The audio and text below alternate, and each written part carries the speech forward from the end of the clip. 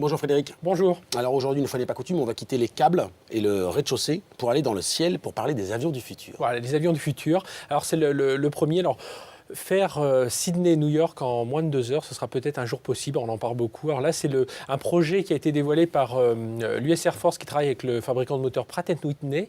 Alors c'est un engin, ça ressemble, vous voyez à l'écran, ça ressemble à un drone. C'est lâché d'un bombardier B-52 et puis ça monte très haut, ça va à la stratosphère. Ça va à Mach 6, c'est-à-dire 7200 km/h, donc ce qui est assez conséquent. L'intérêt de cet engin, c'est qu'il n'emmène pas avec lui de gros réservoirs de kérosène. Il a un réservoir d'hydrogène et puis avec l'oxygène, ça fait combustion et donc ça lui permet d'avoir son combustible à lui. Alors, Pratt & Whitney, l'US Air Force disent tiens, pourquoi pas une déclinaison commerciale pour 2020 ? Ouais. J'en doute un peu parce que bon, il y a pas mal de choses à gérer, notamment l'accélération à 8000 km/h. Il faut savoir gérer. Il va falloir encaisser quand même. Alors des avions plus rapides, mais aussi plus économiques et plus éco-rentables. Exactement. Alors ça, c'est Airbus qui a annoncé ça.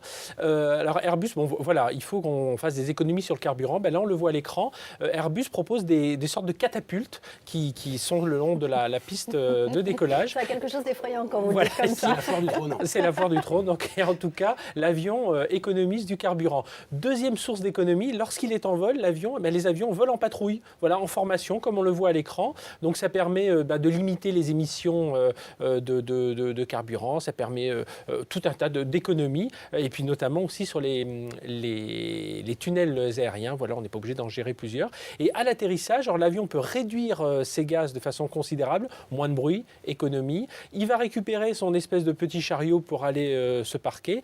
Les aéroports eux-mêmes sont très éco-rentables, des aéroports flottants, des aéroports qui sont alimentés par des éoliennes. On a tout un tas de nouveautés autour de ça. Ça, c'est aux alentours de 2050. Ouais, pas sûr qu'on soit là, quoi. Allez, je reste bouche bée devant ça. On sera dans les airs. On doit parler d'autre chose également ? D'Airbus. Oui, d'Airbus réfléchit également à la logistique. Alors là, on connaît les concept cars. Là, on a un concept plane. Alors là, promis, si cet avion existe, je vous y entraîne.